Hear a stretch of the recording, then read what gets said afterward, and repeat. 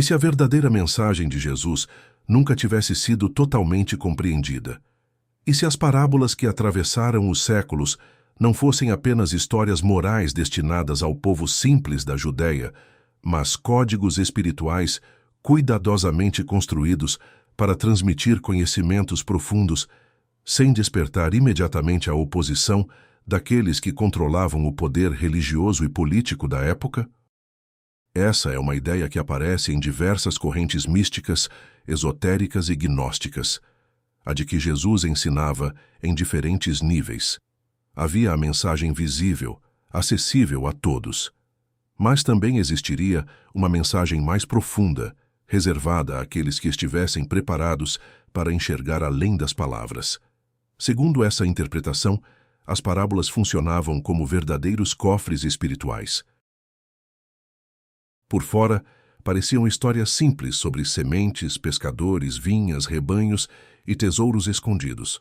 Mas por dentro, continham princípios capazes de transformar completamente a maneira como uma pessoa compreende a si mesma e a realidade. Talvez por isso Jesus tenha dito tantas vezes: quem tem ouvidos para ouvir, ouça. A pergunta é: ouvir o quê? Apenas a história? Ou aquilo que estava escondido atrás dela? Ao longo dos séculos, incontáveis interpretações foram construídas em torno dos ensinamentos de Jesus. Algumas enfatizaram a fé, outras destacaram a moralidade, outras ainda focaram nos rituais religiosos. Mas existe uma corrente de pensamento que propõe algo diferente. Ela afirma que Jesus estava apontando para uma transformação interior, não apenas para uma crença, não apenas para uma religião, mas para uma mudança radical na própria consciência humana. Uma mudança tão profunda que alteraria completamente a forma como percebemos o mundo. Porque existe uma questão intrigante. Todos nós acreditamos conhecer a realidade. Acreditamos que enxergamos o mundo como ele realmente é. Mas será que enxergamos? Os nossos olhos captam apenas uma pequena faixa do espectro eletromagnético. Nossos ouvidos percebem apenas uma pequena faixa de frequências sonoras. Nossos sentidos filtram constantemente informações. O cérebro interpreta sinais elétricos. E a mente cria uma narrativa coerente a partir deles.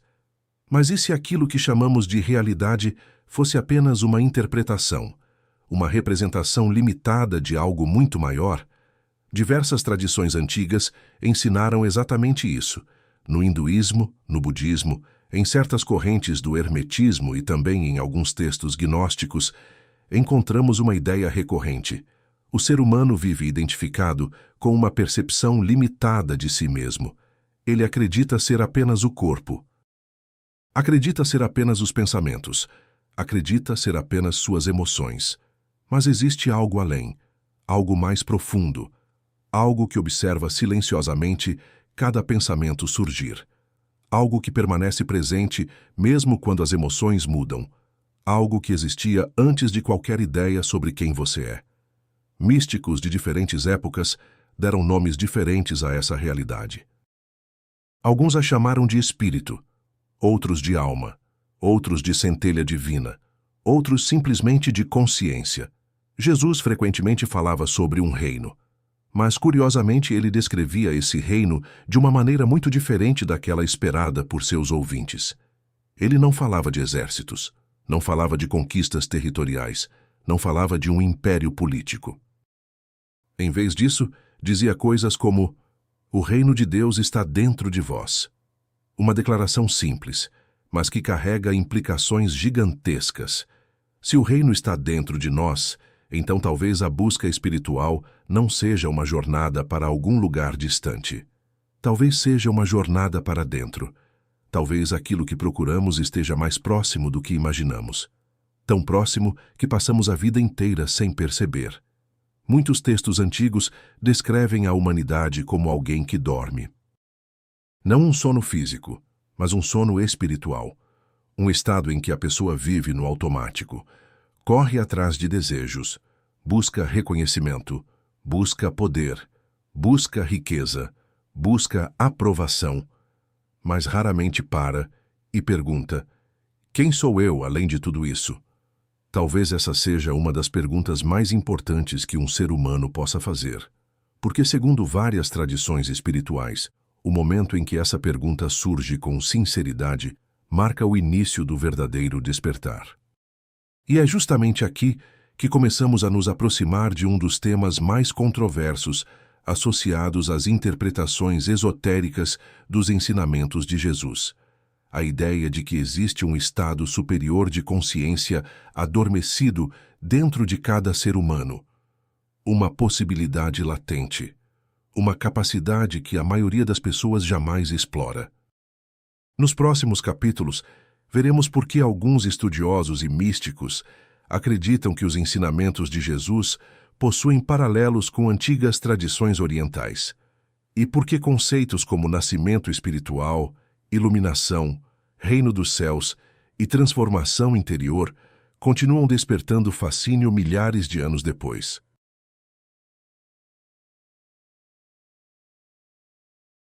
Se existe uma frase de Jesus que continua intrigando estudiosos, teólogos, místicos e buscadores espirituais até hoje, é esta: o reino de Deus está dentro de vós.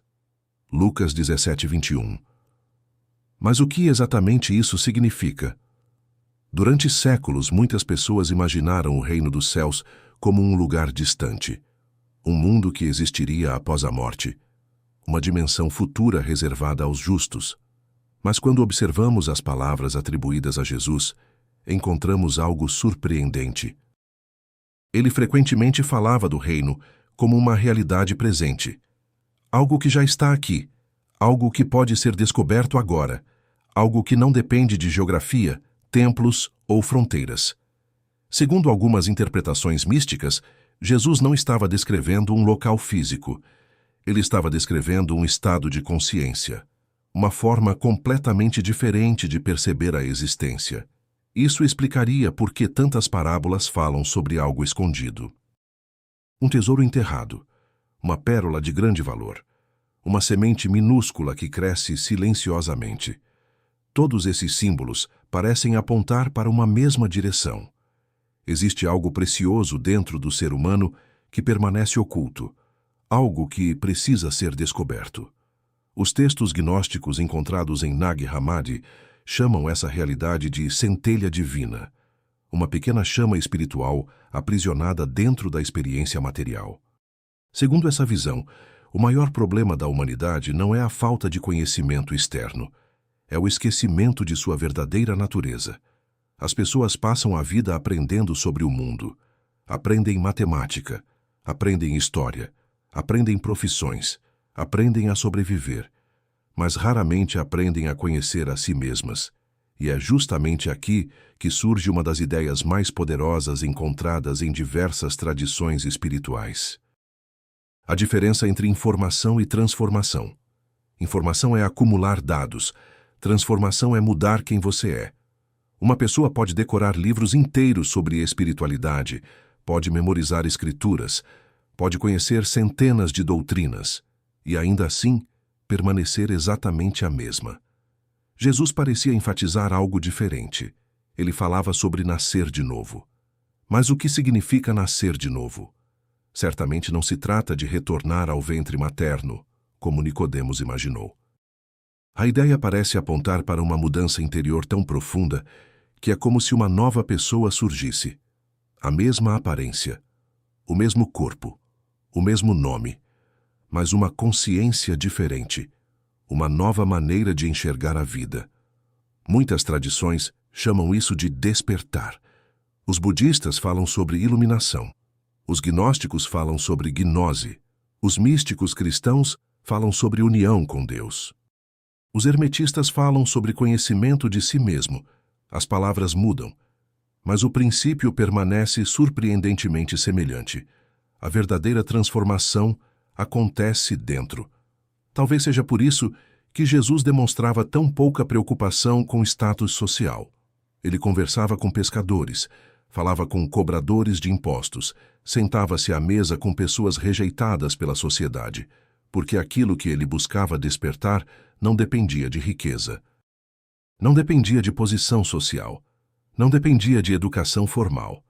Dependia apenas da disposição para enxergar além das aparências.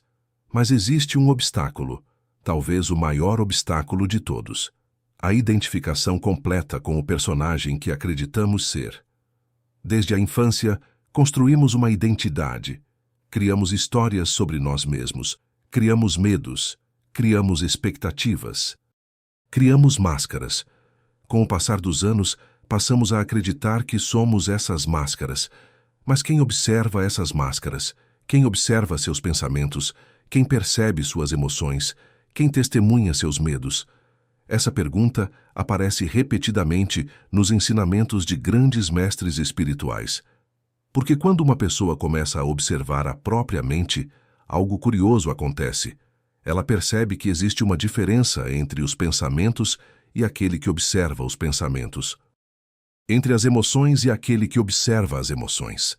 Entre o corpo e aquele que experimenta o corpo. E talvez seja justamente nesse espaço silencioso que começa a verdadeira jornada espiritual. Uma jornada que não exige viajar para terras distantes. Não exige riquezas. Não exige pertencer a uma organização específica. Mas exige coragem. Coragem para olhar para dentro. Coragem para questionar velhas crenças. Coragem para abandonar certezas.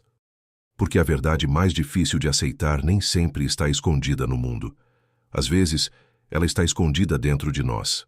Talvez por isso tantas tradições falem de um tesouro oculto, algo que esteve presente desde o início, algo que nunca nos abandonou, algo que simplesmente esquecemos.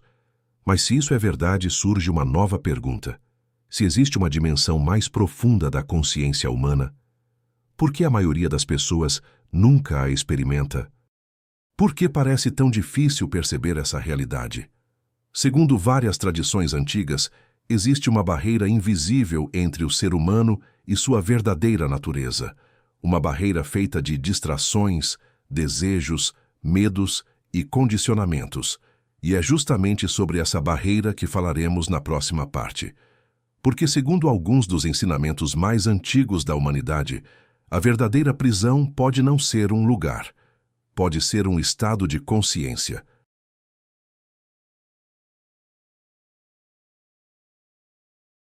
Se o reino dos céus está mais próximo do que imaginamos, se existe uma dimensão mais profunda da consciência humana, então por que tão poucas pessoas parecem encontrá-la?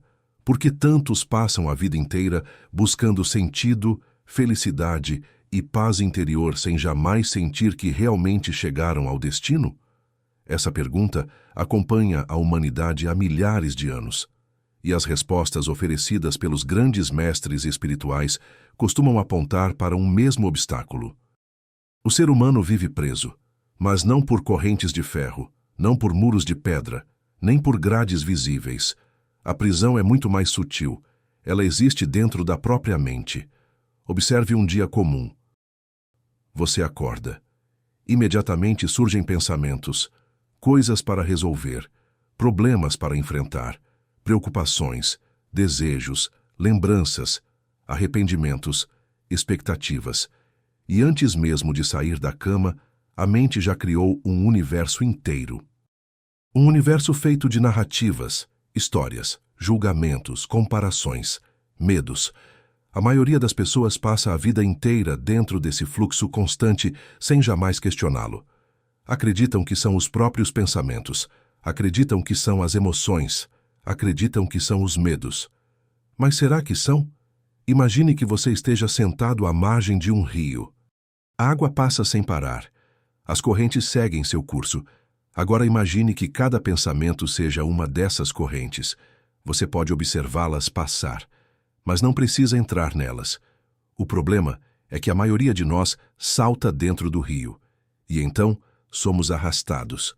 Um pensamento gera outro, um medo cria outro medo, uma preocupação cria dezenas de preocupações, e logo estamos completamente identificados com aquilo que observamos. É justamente por isso que diversas tradições antigas falavam sobre vigilância interior, não a vigilância do mundo exterior, mas a observação da própria mente. Nos evangelhos, Jesus frequentemente utiliza a palavra vigiai, uma palavra simples, mas carregada de significado.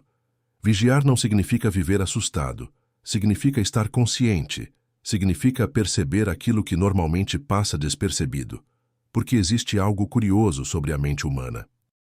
Ela nunca parece satisfeita. Quando consegue algo, logo deseja outra coisa. Quando alcança uma meta, cria uma nova.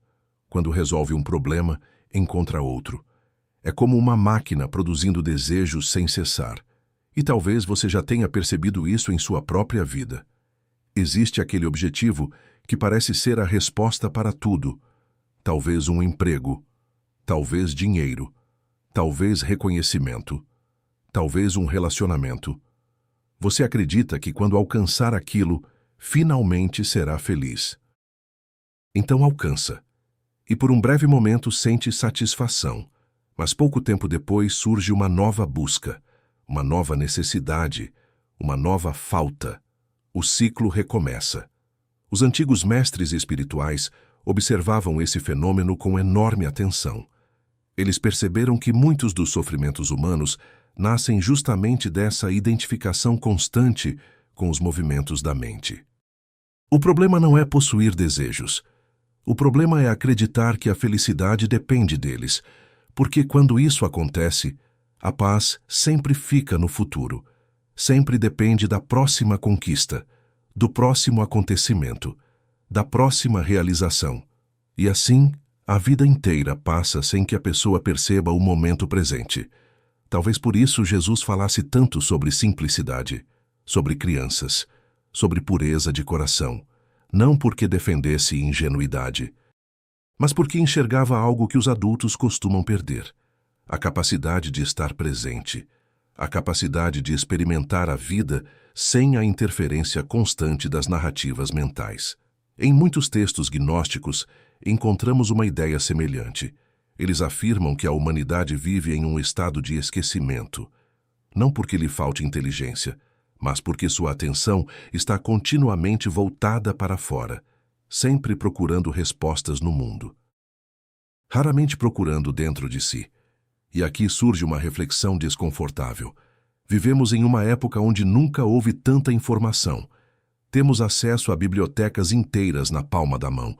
Podemos aprender quase qualquer assunto em segundos, mas, ao mesmo tempo, nunca foi tão fácil permanecer distraído.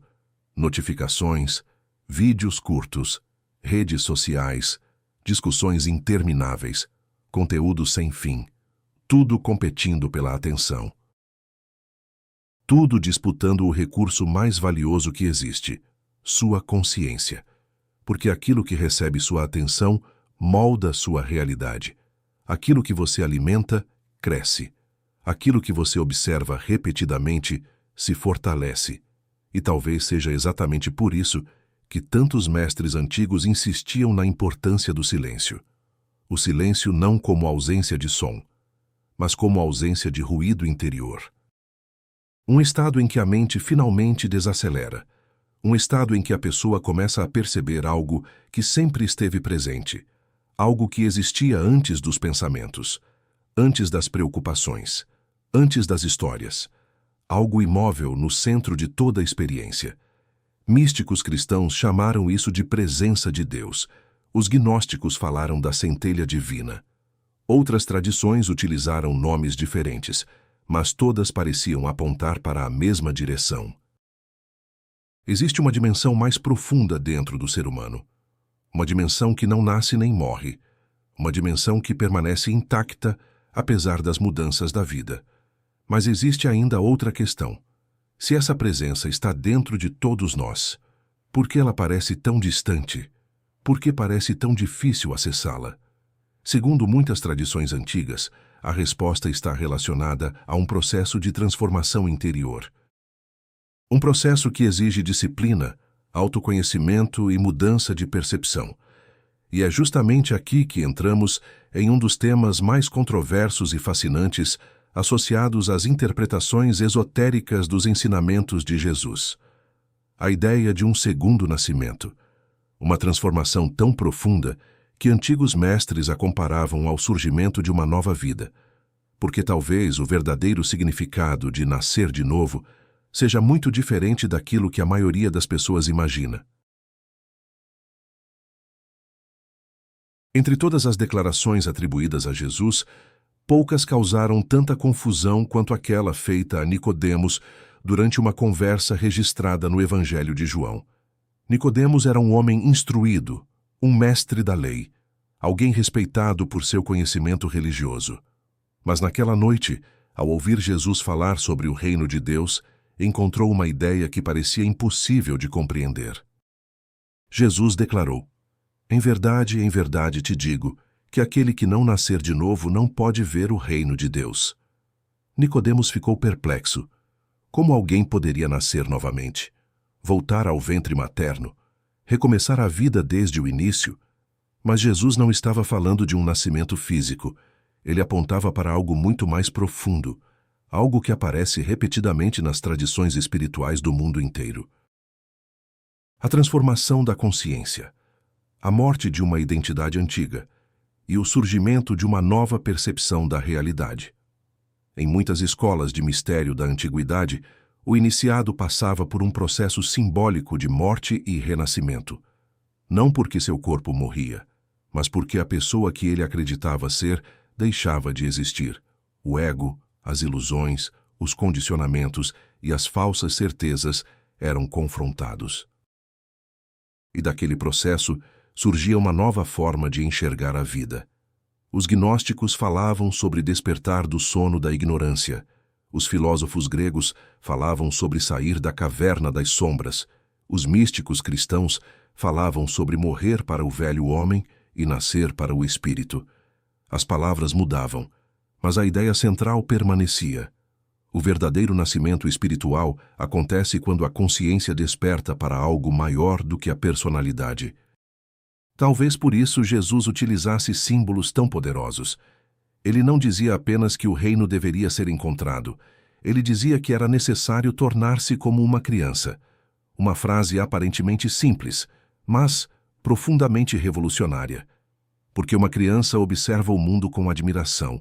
Ela não possui tantas crenças rígidas, não vive presa ao passado, não carrega décadas de condicionamentos. Sua percepção ainda está aberta. Talvez o segundo nascimento seja justamente recuperar essa capacidade perdida. Não voltar a ser criança fisicamente, mas recuperar a abertura interior que foi soterrada pelo medo, pelo orgulho e pelas certezas acumuladas ao longo da vida. Observe como a maioria das pessoas vive. Elas acreditam saber quem são, possuem uma identidade definida, uma história construída, uma coleção de opiniões, uma imagem cuidadosamente protegida. Mas o que acontece quando essa imagem começa a ser questionada? Muitas vezes surge resistência, porque o ego prefere a segurança da prisão conhecida à liberdade do desconhecido. E é exatamente aqui que começa a verdadeira jornada espiritual. Não quando acumulamos mais conhecimento, mas quando começamos a abandonar ilusões. Essa é uma das razões pelas quais tantos mestres antigos falavam sobre desapego. O desapego não significa abandonar o mundo. Não significa rejeitar a vida. Significa deixar de depender psicologicamente das coisas externas para encontrar felicidade. Porque tudo o que é externo muda, a juventude passa, as riquezas vêm e vão, os relacionamentos se transformam, as circunstâncias mudam constantemente. Se nossa paz depende exclusivamente dessas coisas, estaremos sempre vulneráveis. Mas existe algo dentro de nós que permanece, algo que observa todas as mudanças, algo que estava presente quando éramos crianças, algo que continua presente agora, algo que continuará presente enquanto a vida se desenrola. Jesus parecia apontar continuamente para essa realidade. Por isso dizia: quem quiser salvar sua vida a perderá, mas quem perder sua vida por minha causa, a encontrará. Durante séculos, essa frase foi interpretada de muitas maneiras, mas em uma leitura simbólica, ela revela algo extraordinário. A vida que precisa ser perdida não é necessariamente a existência física, é a falsa identidade, o personagem, a máscara, a ilusão de separação. Somente quando essa estrutura começa a se dissolver é que a verdadeira identidade pode emergir. E aqui encontramos uma das maiores diferenças entre religião exterior e transformação interior. A religião exterior pode oferecer crenças, pode oferecer rituais, pode oferecer pertencimento, mas o nascimento espiritual é uma experiência. Ninguém pode vivê-la por você. Nenhum sacerdote, nenhum mestre, nenhuma instituição. A jornada acontece dentro, e talvez seja exatamente por isso que tantos buscadores passaram séculos tentando compreender os ensinamentos ocultos de Jesus. Porque eles parecem apontar para algo que não pode ser simplesmente explicado, precisa ser experimentado. Mas surge então uma nova pergunta. Se existe um estado mais elevado de consciência, se existe um nascimento espiritual, como ele acontece? Existe um caminho? Existe um processo? Existe uma prática capaz de conduzir alguém nessa direção? É aqui que entramos em um dos temas mais debatidos das interpretações esotéricas sobre Jesus. A possibilidade de que muitos de seus ensinamentos possuam paralelos com antigas tradições de meditação, contemplação e transformação interior. Uma hipótese que gera fascínio, controvérsia e debates até os dias de hoje. Os evangelhos falam do nascimento de Jesus. Relatam um episódio de sua juventude, quando aparece ensinando entre os doutores no templo. Depois disso, silêncio. Um silêncio que dura quase 18 anos. Quando Jesus reaparece nos textos bíblicos, já tem cerca de 30 anos. Não é mais um jovem aprendiz, é um mestre, um homem que fala com autoridade, que desafia líderes religiosos, que impressiona multidões, que parece possuir um conhecimento incomum sobre a alma humana. Mas o que aconteceu durante todos aqueles anos? Onde estava Jesus? O que aprendeu? Como se preparou para sua missão? Ao longo dos séculos, inúmeras teorias surgiram para responder essas perguntas. Algumas permanecem apenas no campo da especulação. Outras são baseadas em tradições preservadas por diferentes povos. Uma das hipóteses mais fascinantes afirma que Jesus teria viajado para o Oriente durante esse período. Segundo essa teoria, ele teria passado por regiões como Egito, Pérsia, Índia e até Tibete, entrando em contato com antigas escolas de sabedoria. É importante destacar que não existe consenso histórico que confirme essas viagens. A maioria dos estudiosos considera essa hipótese não comprovada. Ainda assim, ela continua despertando enorme interesse, porque algumas semelhanças entre certos ensinamentos atribuídos a Jesus e tradições orientais são realmente intrigantes. Por exemplo, tanto no cristianismo primitivo quanto em diversas tradições contemplativas orientais, encontramos temas como o desapego do ego, a importância da compaixão, a transformação interior, o amor universal, a busca pela união com o divino, a superação da ilusão, a necessidade de um despertar espiritual. Essas semelhanças levaram muitos pesquisadores independentes a perguntar: será que existiu algum intercâmbio de ideias entre essas tradições? Ou será que diferentes civilizações chegaram às mesmas verdades por caminhos distintos? A resposta permanece aberta, mas existe algo ainda mais interessante.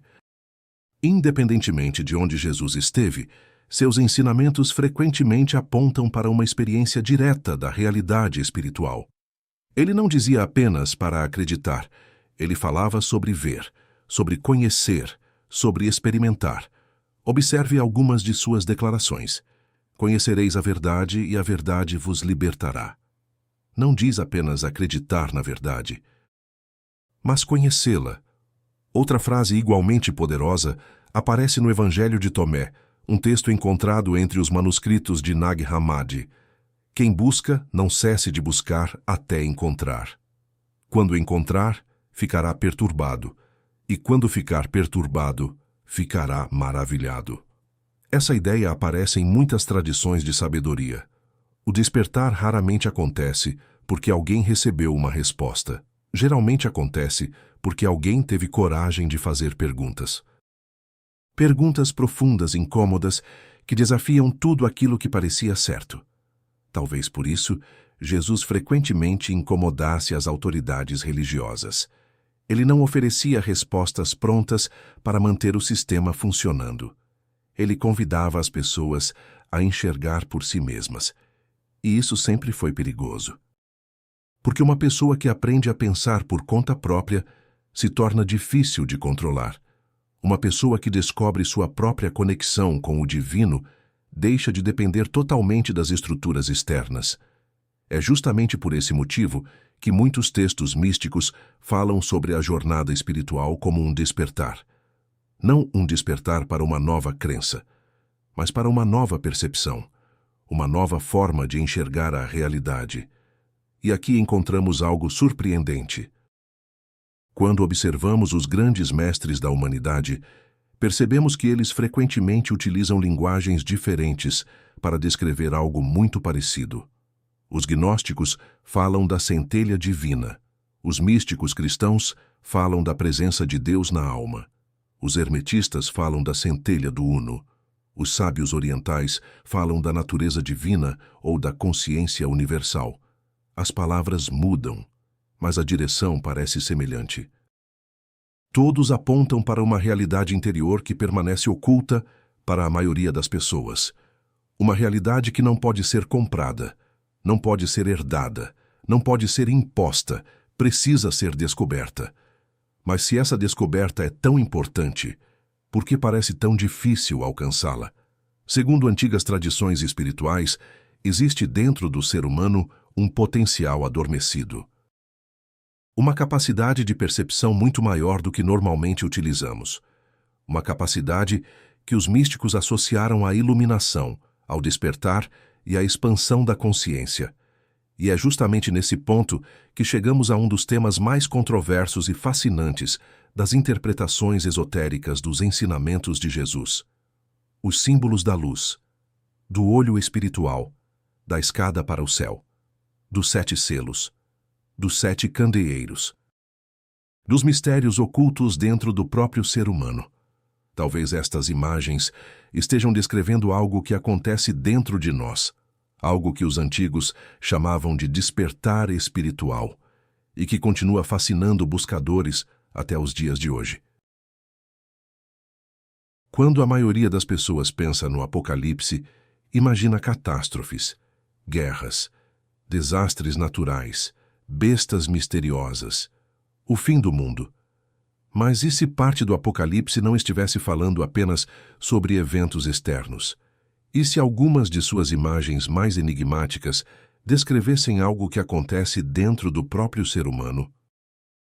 Essa interpretação aparece em diversas correntes místicas ao longo da história. Segundo essa visão, o Apocalipse não seria apenas uma profecia sobre o destino do mundo. Seria também uma revelação sobre o despertar da consciência. A própria palavra Apocalipse vem do grego apocalipsis.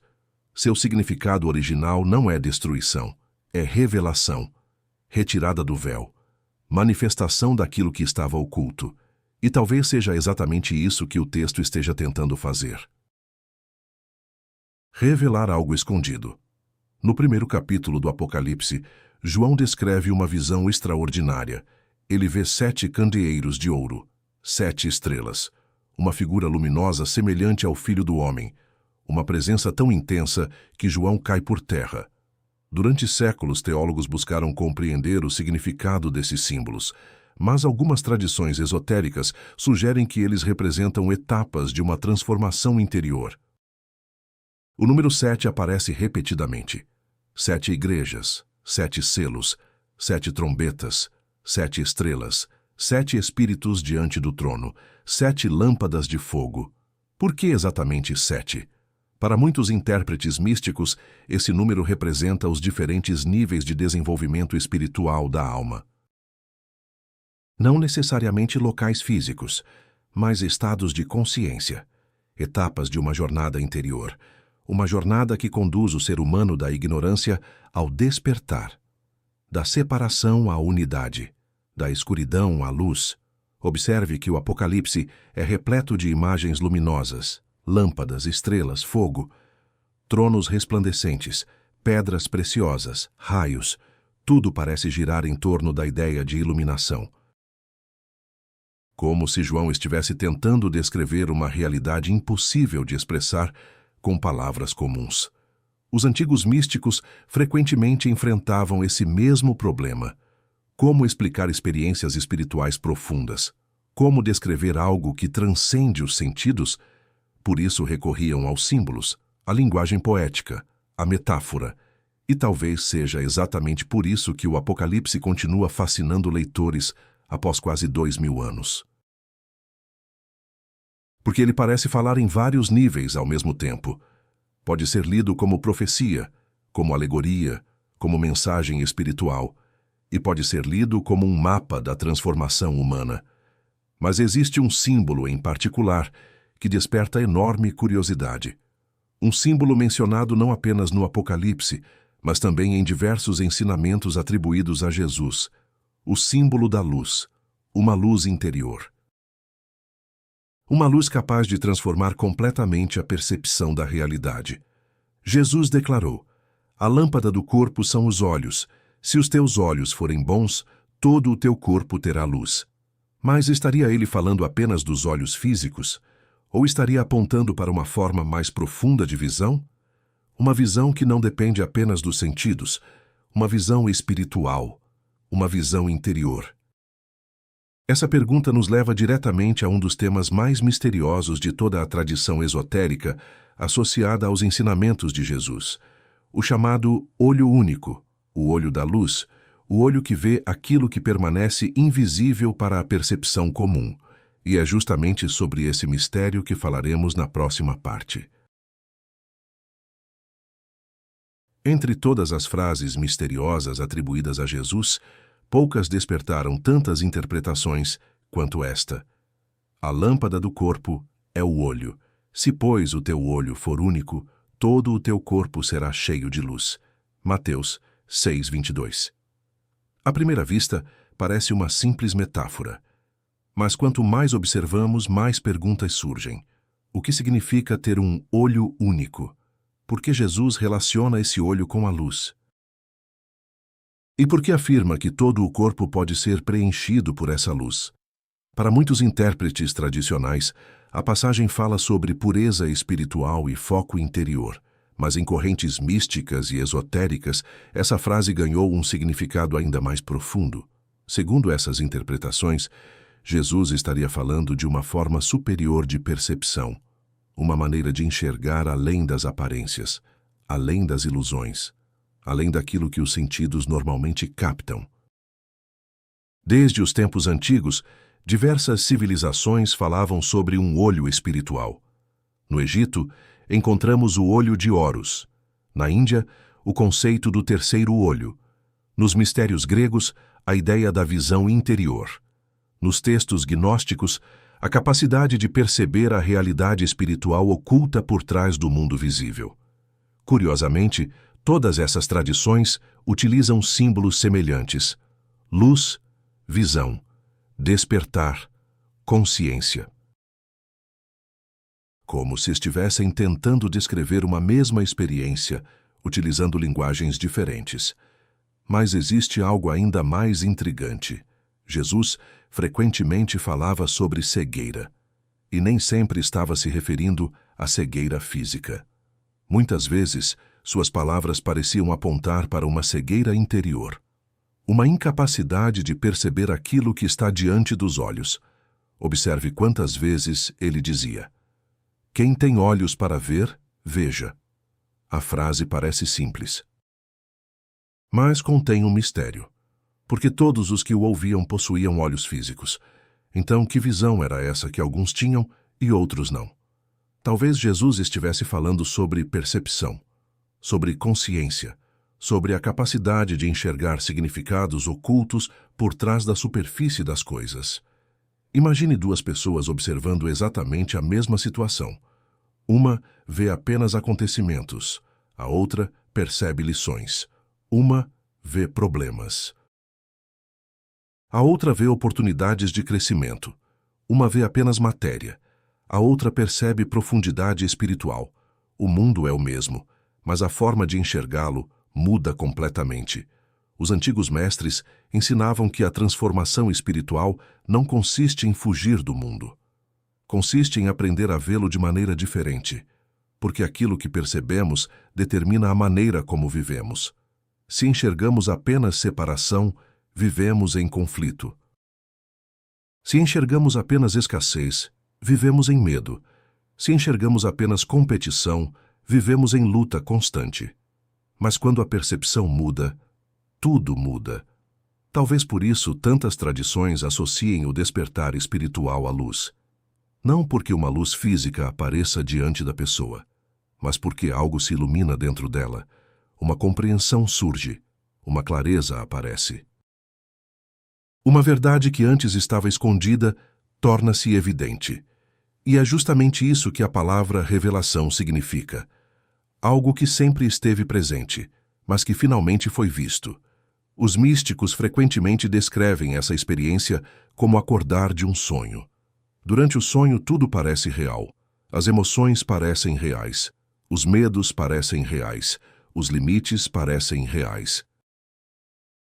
Mas quando despertamos, percebemos que a realidade era maior do que imaginávamos. Talvez seja por isso que tantos ensinamentos antigos falam sobre despertar. Não como aquisição de algo novo, mas como lembrança de algo esquecido. E aqui encontramos uma conexão fascinante com os textos gnósticos. Neles, a salvação não acontece através de informação externa. Acontece através do reconhecimento, através da lembrança daquilo que a alma realmente é. Através da descoberta da centelha divina escondida dentro do ser humano. Segundo essa visão, o maior milagre não seria mover montanhas, nem caminhar sobre as águas. O maior milagre seria despertar. Ver aquilo que sempre esteve diante de nós, reconhecer aquilo que jamais deixou de existir. Mas existe uma consequência inevitável desse despertar. Quando alguém começa a enxergar de forma diferente, sua relação com o mundo também muda. As coisas que antes pareciam fundamentais perdem importância, as distrações perdem força, os medos começam a enfraquecer, a busca exterior dá lugar a uma jornada interior. E é justamente nesse ponto que surge uma das ideias mais profundas associadas aos ensinamentos ocultos de Jesus. A ideia de que o Cristo não representa apenas uma figura histórica, mas também um estado de consciência, um potencial adormecido dentro de cada ser humano. Uma possibilidade de transformação que aguarda ser despertada. E talvez seja exatamente isso que alguns textos antigos chamam de a consciência crística. Ao longo dos séculos, bilhões de pessoas ouviram falar sobre Cristo. Mas existe uma pergunta raramente feita. O que significa de fato a palavra Cristo? Para muitos, ela se tornou apenas parte do nome de Jesus, Jesus Cristo, como se fosse um sobrenome. Mas a palavra possui uma história muito mais profunda. O termo vem do grego Christos, que significa ungido, uma expressão usada para indicar alguém consagrado ao divino. Porém, em diversas correntes místicas, essa palavra passou a representar algo ainda maior. Não apenas uma pessoa, mas um estado de consciência, uma condição espiritual alcançada quando o ser humano desperta para sua verdadeira natureza. Essa ideia aparece de forma surpreendente em vários textos antigos, especialmente entre os escritos gnósticos encontrados em Nag Hammadi. Segundo esses textos, existe dentro de cada ser humano uma centelha divina. Uma pequena chama originada da fonte suprema. Uma presença silenciosa que permanece intacta apesar das ilusões, dos sofrimentos e das distrações do mundo. Mas existe um problema. A maioria das pessoas nunca percebe essa centelha. Passa a vida inteira identificada apenas com o corpo, com os pensamentos, com as emoções, com os papéis sociais, com as preocupações diárias. É como um príncipe que nasceu em um reino distante, mas cresceu acreditando ser apenas um mendigo. Ele continua sendo príncipe, mas esqueceu quem realmente é. Talvez seja exatamente essa a tragédia descrita por tantas tradições espirituais. Não a perda da divindade, mas o esquecimento dela. Jesus parecia apontar repetidamente para esse mistério. Observe algumas de suas declarações mais conhecidas. Vós sois a luz do mundo. Não disse apenas que ele era a luz, disse que seus seguidores também eram. Outra passagem igualmente intrigante afirma: as obras que eu faço, vós também fareis, e fareis obras ainda maiores. Essa frase sempre causou desconforto, porque sugere que Jesus não estava apenas sendo admirado. Ele estava sendo apresentado como exemplo, como modelo, como alguém que demonstrava um potencial que também existe dentro da humanidade. Essa ideia aparece com força nos evangelhos gnósticos, especialmente no Evangelho de Tomé. Ali encontramos uma visão surpreendente. O reino não está distante, não está escondido em algum lugar do universo, não depende de um futuro remoto. Ele está presente agora, mas a maioria não o vê. É como alguém procurando um tesouro enquanto está sentado exatamente sobre ele. Por isso a palavra gnose era tão importante. Gnose não significa simplesmente conhecimento. Significa conhecimento direto, experiência, reconhecimento, despertar. Não é acreditar na luz, é vê-la. Não é acreditar na verdade, é encontrá-la. Não é acreditar no divino, é experimentá-lo. E aqui encontramos uma diferença fundamental entre informação e transformação. Informação pode ser transmitida, transformação precisa ser vivida. Você pode estudar sobre amor durante toda a vida, mas isso não substitui a experiência de amar. Pode ler milhares de livros sobre paz, mas isso não substitui a experiência da paz interior. Da mesma forma, nenhuma quantidade de conhecimento espiritual substitui o despertar da consciência.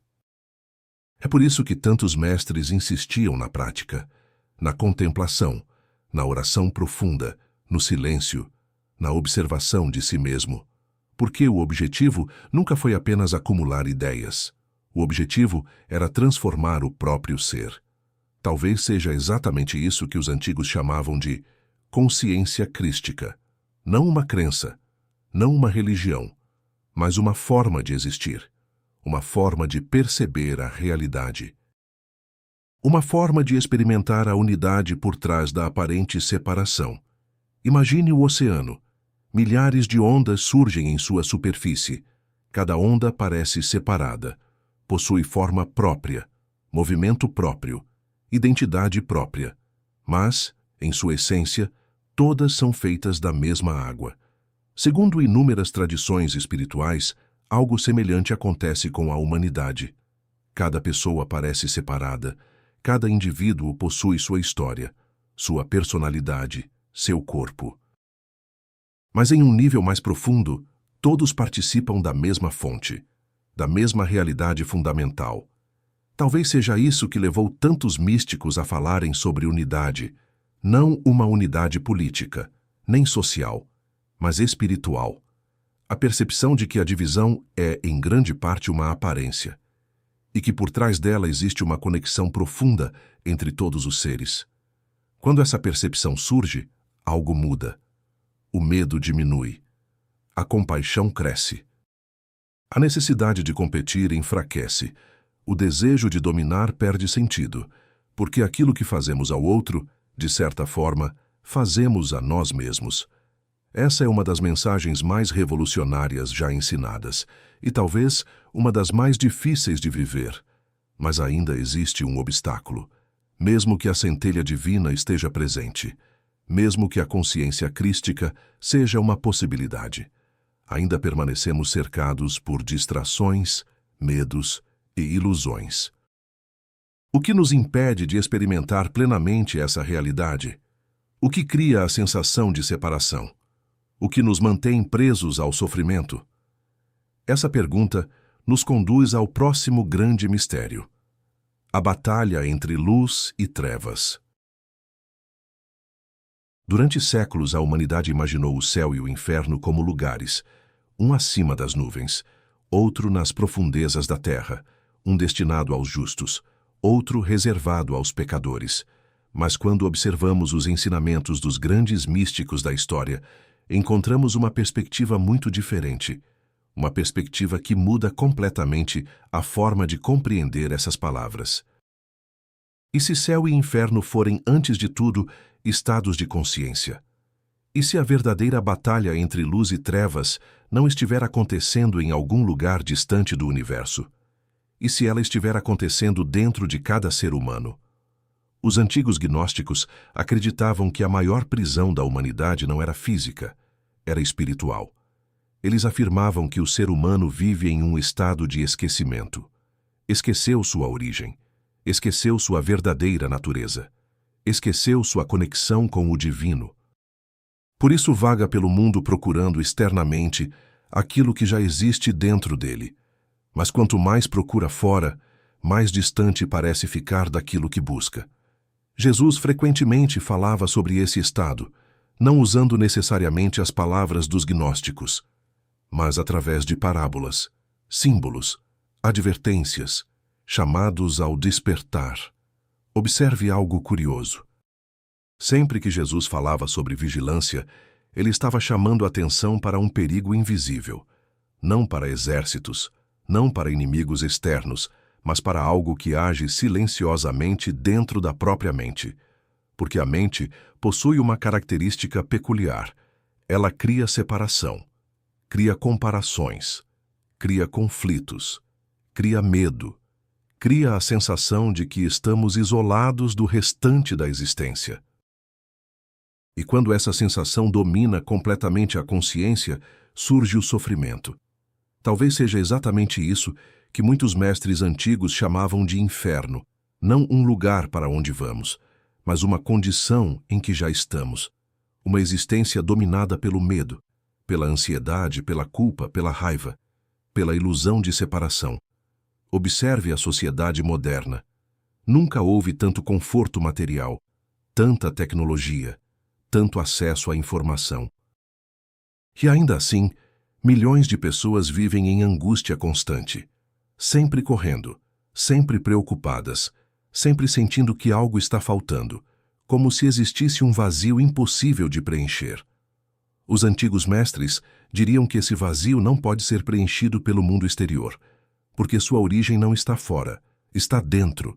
É a distância entre aquilo que somos e aquilo que acreditamos ser. É a distância entre a consciência e a identidade construída pelo ego.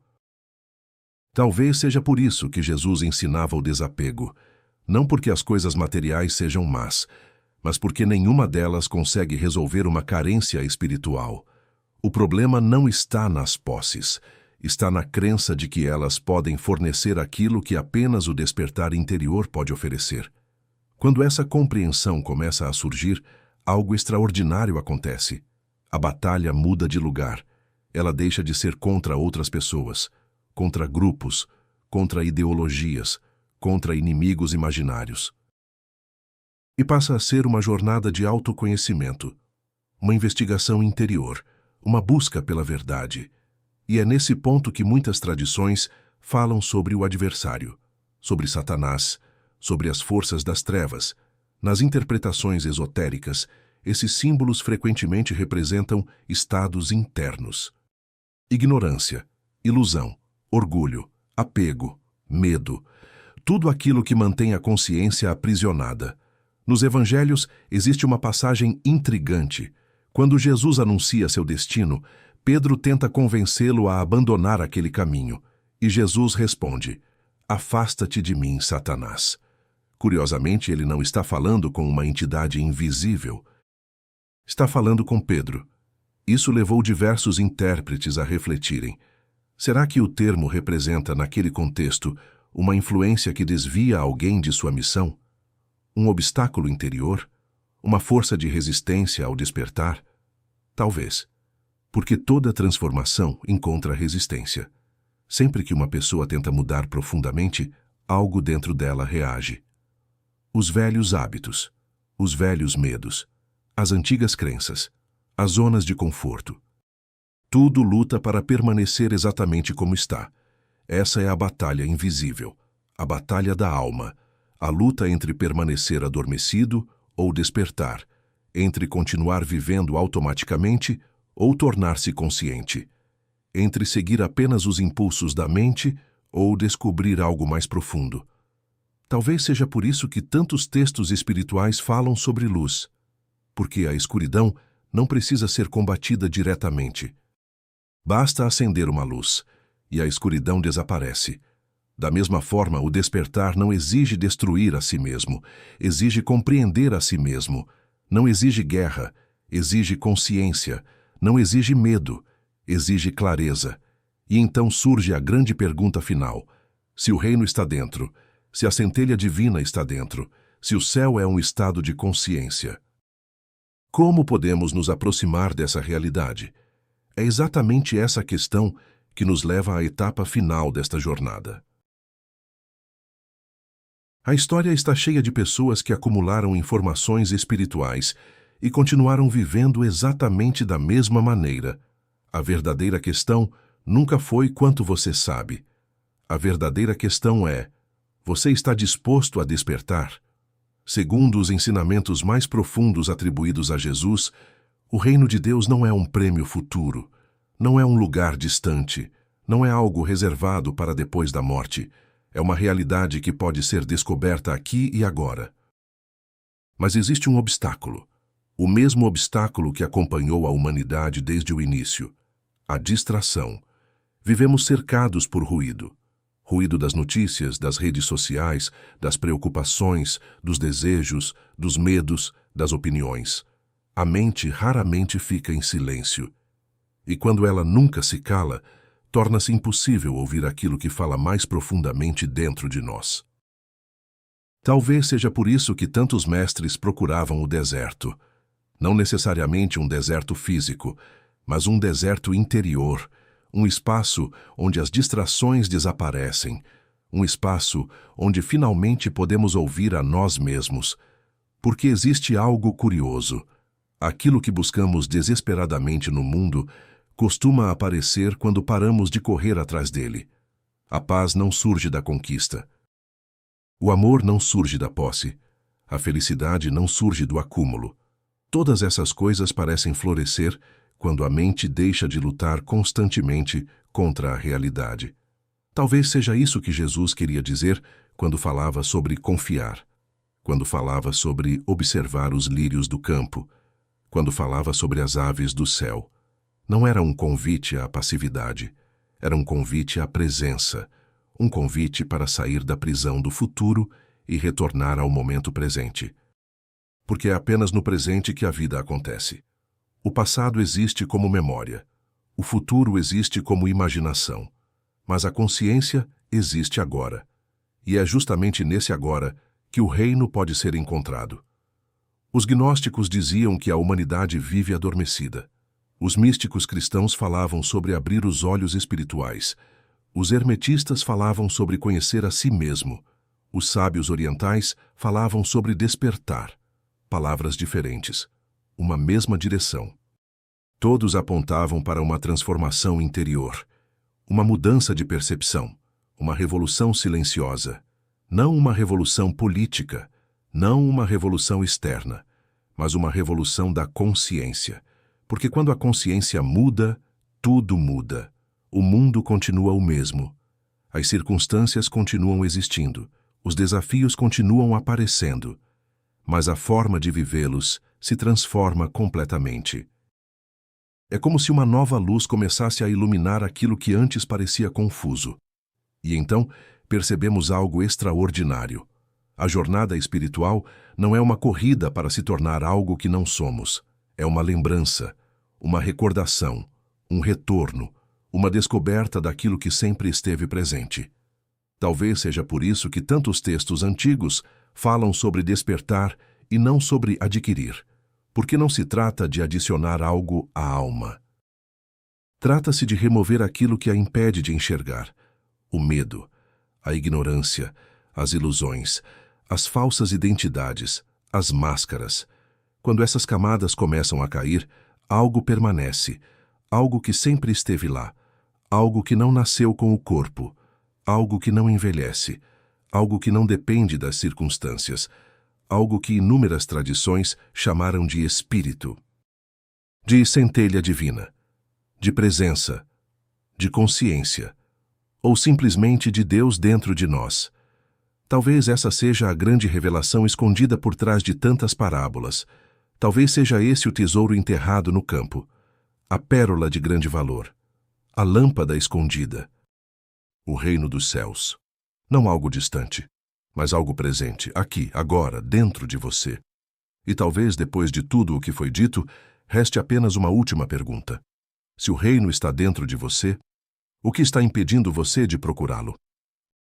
Como está escrito no Evangelho de Tomé, o reino está dentro de vós e também fora de vós. Se vos conhecerdes, sereis conhecidos e sabereis que sois filhos do Pai vivo. Mas, se não vos conhecerdes, vivereis em pobreza, e vós mesmos sereis essa pobreza. E talvez seja aí que começa a verdadeira jornada.